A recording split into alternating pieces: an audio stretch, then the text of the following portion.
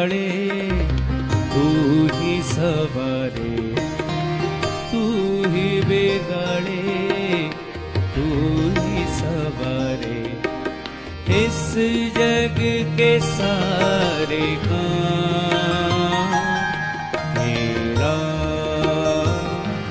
तेरा तेरा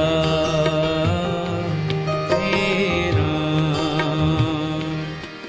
ओ जग में साचो तेरो नाम तेरा तेरा तेरा तेरा तेरा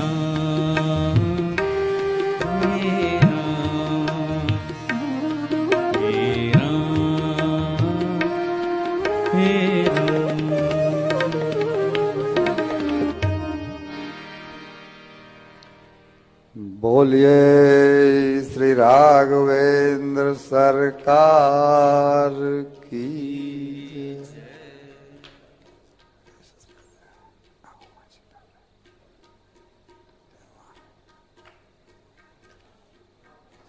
सुबह के सत्र में हमने कथा को विराम दिया था।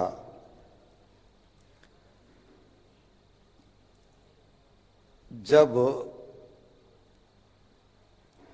प्रीत पुरातन समझन कोई, राधा और कृष्ण जैसे, यानी लक्ष्मी और नारायण, ये तो सदा दोनों के एक ही हैं सदा से ही। तो सखियां तो इसको नहीं समझ पाई, लेकिन चली अग्र कर सीतें सोई, प्रीत पुरातन समझन कोई। वो तो सब एक ही हैं, वो तो लीला कर रही हैं।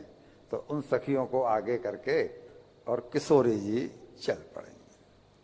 अब जैसे ही इनके चलने से इनकी पायलों के जो घुंघरू हैं, नूपुर हैं, जब वो बजने लगे तो कंकण किंकिन नूपुर धुन सुने। कंकण किंकिन नूपुर ध्वनि सुन, कंकण किंकिन नूपुर ध्वनि सुन, कहत लखन सन राम हृदय गुण, कहत लखन सन राम हृदय गुण। सीता जी के पायलों की घुंघरुओं की ध्वनि जब राम जी के कान में पड़ी तो उन्होंने भी एक सामान्य व्यक्ति की तरह, एक सांसारिक व्यक्ति की तरह और मनुष्यों जैसा अभिनय करना शुरू कर दिया। क्या किया कि जैसे ही उनकी दृष्टि जानकी जी के मुखचंद पर पड़ी तो उन्हें लगा मानव मदन दुंदुभी। मान लो कि काम, मदन मीन्स कामदेव, माने कामदेव ने जो है वो मेरे ऊपर बाणों की वर्षा करते हो। उनके नेत्र चकोर बनकर किशोरी जी को एक टक निहारते रह गए। पलकों ने भी झपकना बंद कर दिया। क्या कहा? मानो उनके पूर्वज महाराज निमि अपना स्थान छोड़ करके चले गए हो। हमारी पलकों पर महाराज निमि का वास है।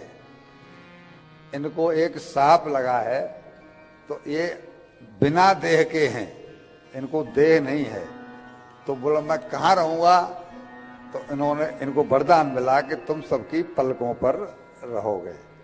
तो हमारे पलक जो झपकते हैं वो उसी कारण से ऊपर नीचे होते रहते हैं। तो जब राम जी के नेत्रों ने, पलकों ने झपकना बंद कर दिया तो तुलसीदास जी ने वहां उपमा दी कि मानो मेरी होने वाली बहू और मेरे कुलवंश राम जी इस समय दोनों एक दूसरे को प्रेम से निहार रहे हैं। तो मेरा यहाँ बीच में रहना उपस्थित ठीक नहीं है। और मान लो वो पलकों से हट गए, इसलिए पलकों ने झपकना बंद कर दिया। संकोच के कारण अपने स्थान से चले गए। तो वे लखनलाल से बोले, लखन, भगवान राम, लखन, ये जो देख रहे हो ना सामने, यही जनक नंदिनी है, मतलब सीता जी यही हैं, जिनके लिए यह धनुष यज्ञ हो रहा है। लेकिन पता नहीं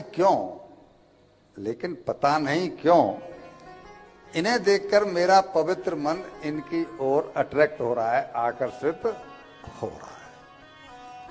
साथ ही मेरे दाहिने अंग भी फड़क रहे हैं। जबक रघुवंश न कर सहज स्वभाव, मन को पंथ पग धरे न काओ। पराई बहन बेटी, पराई बहू बेटी के प्रति हमारी दृष्टि नहीं उठती, ये हम रघुवंशियों का सहज ही स्वभाव है। लेकिन मोह अतिशय प्रतीत मन मेरी, जे सपने ऊपर नार नहेरी।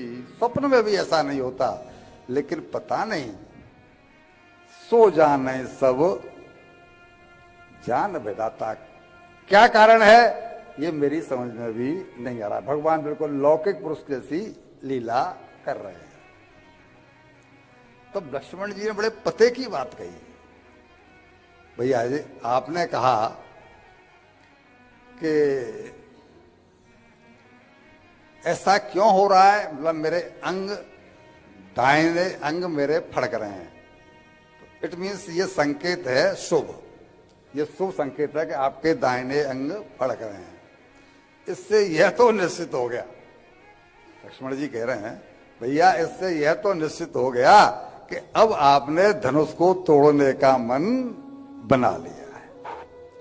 धनुष को अब आप ही तोड़ेंगे और जगत जननी मां जानकी मेरी भाभी बनेंगी, ये तो अब निश्चित हो गया। क्योंकि बिना इस होनी के, अगर ये होनी नहीं होनी होती तो फिर आपके चित्त में ये जो क्षोभ आ रहा है, विक्षोभ आ रहा है, ये नहीं आ रहा होता। उन्हें तो पता है ना ये भ्रम है, और किसी को पता हो या ना हो, तो लक्ष्मण जी को तो पता है कि ये भ्रम है। आपके चित्त में ये विक्षोभ आ रहा है, इसका मतलब है कि ये होनी है, आप धनुष को तोड़ेंगे और आप